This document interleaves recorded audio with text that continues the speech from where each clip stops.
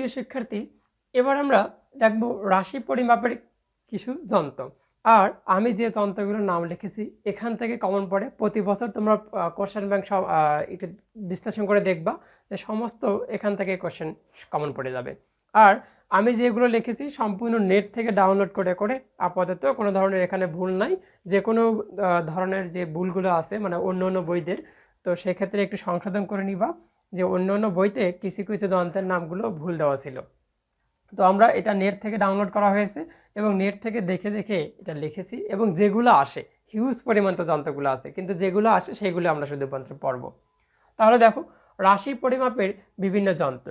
প্রথমে যেটা সেটা হচ্ছে বায়ুর চাপ। এখানে কিন্তু আরও লেখা লাগতো যে পরিমাপের যন্ত্র, এত লেখা কষ্টকর, এই জন্য সরাসরি এই তীর চিহ্ন দ্বারা বুঝিয়েছি।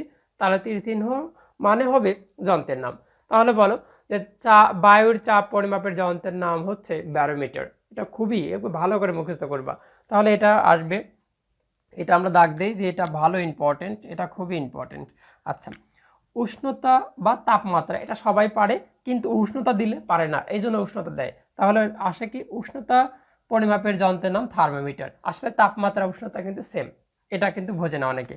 আচ্ছা, 3 নম্বর আসো, বায়ুতে জলীয় বাষ্পের পরিমাপ নির্ণয় করে বা যন্ত্রের নাম কি হাইড্রোমিটার। তাহলে জলীয় বাষ্পের পরিমাপ যখন বলবে তখন বলবা যে অবশ্যই এটা ঘনত্বের সাথে সম্পর্কিত, হাইড্রোমিটার। তাহলে এটা আবার মনে রাখবা যে ঘনত্ব পরিমাপের যন্ত্রের নামও কিন্তু এটা হতে পারে। আচ্ছা, মানে বায়ুতে জলীয় বাষ্প কি পরিমাণ আছে এটা আমরা দেখি, সেটা হলো হাইড্রোমিটারের মাধ্যমে। 4 নম্বরটা আসো, ভূমিকম্প মাপার যন্ত্রের নাম হচ্ছে রিক্টার স্কেল। কোন স্কেলে আমরা মাপি? যে বলে না আজকে ভূমিকম্প 7 হলো, 8 মাত্রায় হলো, তাহলে এটা কিন্তু আমাদের মাপা হয় রিক্টার স্কেলের মাধ্যমে। কি? রিক্টার স্কেলের মাধ্যমে।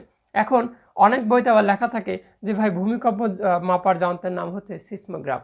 সিসমোগ্রাফটা হচ্ছে অন্য জিনিস। সিসমোগ্রাফ হচ্ছে একটা যন্ত্র যেটি আমরা মাটির নিচে রাখা হয়, ওখান থেকে ওটা রেকর্ড করে পাঠায় পৃথিবীতে পাঠায়।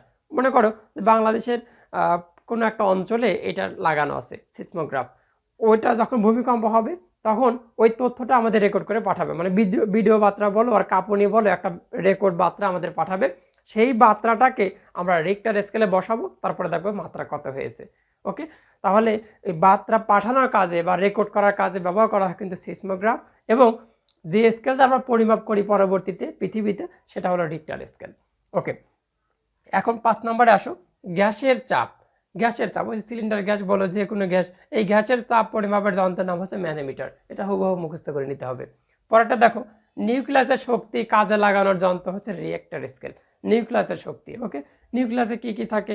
প্রোটন এবং নিউট্রন, এই দুইটার মধ্যে যে একটা শক্তি উৎপন্ন হয়, বিটা ক্ষয় হয়, এইরকম যে শক্তি, এই শক্তি যে কাজে লাগানো যায় সেটা তোমরা অবশ্যই জানো, কারণ পারমাণবিক বিদ্যুৎ কেন্দ্র তৈরি হচ্ছে, যে সেইগুলোকে কাজে লাগানো হচ্ছে কোন যন্ত্রের মাধ্যমে? রিয়েক্টর স্কেলের মাধ্যমে হচ্ছে। আচ্ছা, রিয়েক্টর। ওকে, এখন আমরা দেখলাম যে ভাই এই 6টা যন্ত্রের নাম পড়লে কি আমাদের কমন পড়বে? হ্যাঁ, 6টাতে ভালো করে পড় ভাই, ভালো করে পড়লে অবশ্যই চান্স পাবে। ওকে, আচ্ছা, এবং এখান থেকে কমন পড়বে। তারপরে আমরা অন্য একটা টপিকে গেলাম, সেটা হলো যাদের মাত্রা সমীকরণ একই, মানে কিছু কিছু জিনিসের মাত্রা সমীকরণ একই হয়। মাত্রাটা আবার কেমন?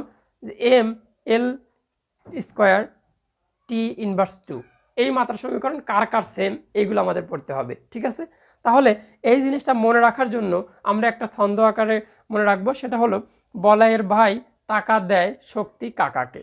আমরা এইটা দ্বারা একটু মনে রাখবো যাতে আমাদের সুবিধা হয়, কারণ অনেকগুলো রাশি একসাথে মুখস্থ করা একটু কষ্টকর। সেই ক্ষেত্রে আমরা বললাম যে বলাইয়ের ভাই টাকা দেয় শক্তি কাকারে। তাহলে দেখো, বলাইয়ের ভাই দ্বারা আমরা কি বুঝবো? যে বলের ভ্রামক। ওকে, আবার টাকা থেকে আমরা বুঝবো টর্ক। দেয় মানে দ্বন্দ্বের ভ্রামক। শক্তি মানে শক্তি থাকবে, কাকা থেকে আমরা কাজ নিলাম। তাহলে যদি আমরা বলি তোমাদের এরকম নৈবিত্তিক আসবে, আমরা তোমাদের যখন কোশ্চেন ব্যাংক সমাধান করাবো তখন বুঝবা যে নিচে লেখা থাকবে যে নিচের কোন দুটি রাশির মাত্রা সমীকরণ একই। অপশনে থাকলো শক্তি এবং কাজ, তাহলে বলবা শক্তি এবং কাজ, এই দুটো সবাই জানে, কিন্তু এইগুলো একটু কষ্টকর হয়ে যায়। তাহলে যদি অপশনে থাকে শক্তি এবং বলের ভ্রামক, তাহলে বলবা ভাই বলের ভ্রামক এবং শক্তি এই দুইটার কি মাত্রা সমীকরণ সেম হয়। আশা করি বুঝতে পেরেছো। তাহলে আমি কি বললাম যে এইগুলো কিন্তু অপশনে থাকবে, এটার মধ্যে থেকে যে কোনো দুইটা আনসার হতে থাকবে। তাহলে আমি যদি বলি যে ভাই নিচের দুটির কোন দুটির মাত্রা সমীকরণ একই, তাহলে বলতে পারো ভাই কাজ, শক্তি, দ্বন্দ্বের ভ্রামক, টর্ক, বলের ভ্রামক, এই কয়টা? 5টার মধ্যে যে কোনো 2টা থাকলে এই 2টা আনসার হবে। ওকে, আশা করি বুঝতে পেরেছো। চলো এবার আমরা দৈর্ঘ্য পরিমাপের কিছু একক আছে যেগুলো আমরা শিখে আসছি, যে মিলি, মাইক্রো, এইগুলো একটা ছন্দ আকারে মুখস্থ করব এবং একটা ধারা আকারে মুখস্থ করব, সেগুলো আমরা দেখে আসি।